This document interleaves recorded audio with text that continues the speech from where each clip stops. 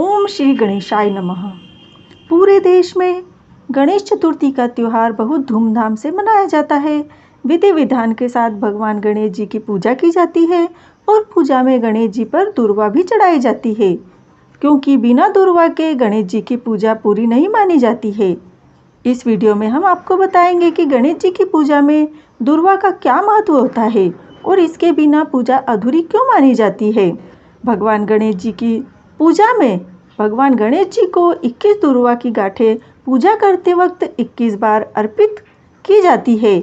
ऐसा करने से भगवान गणेश जी बहुत जल्दी प्रसन्न होते हैं और भक्तों की सभी मनोकामनाएं पूरी करते हैं।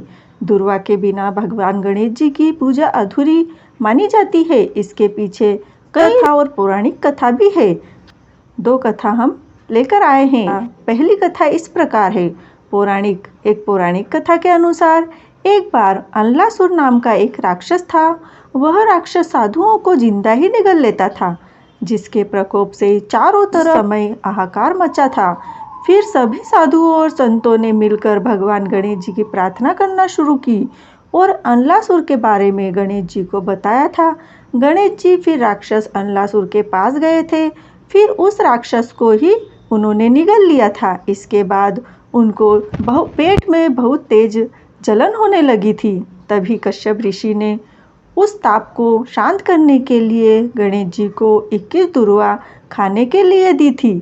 इससे गणेश जी का ताप शांत हो गया था। इस कारण की वजह से यह माना जाता है कि गणेश जी को घास चढ़ाने से गणेश जी बहुत जल्दी प्रसन्न होते हैं। दूसरी कथा इस प्रकार है।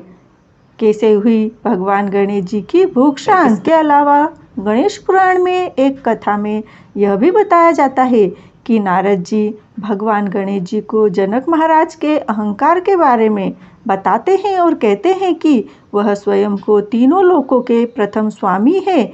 इसके बाद गणेश जी ब्राह्मण का वेश धारण कर मिथिला नरेश के पास उनका अहंकार चूर करने के लिए पहुंच गए थे। तब गणेश जी जो ब्राह्मण के रूप में थे, उन्होंने कहा था कि वह राजा की महिमा सुनकर इस नगर में पहुंचे हैं और बहुत दिनों से भूखे हैं। तब जनक महाराज मिथिला नरेश ने अपने सेवादार ब्राह्मण के रूप में देवता को भोजन कराने के लिए कहा था। फिर गणेश जी पूरे नगर के अन्न खा गए थे, लेकिन उनकी तब भी भूख शांत नहीं हुई थी।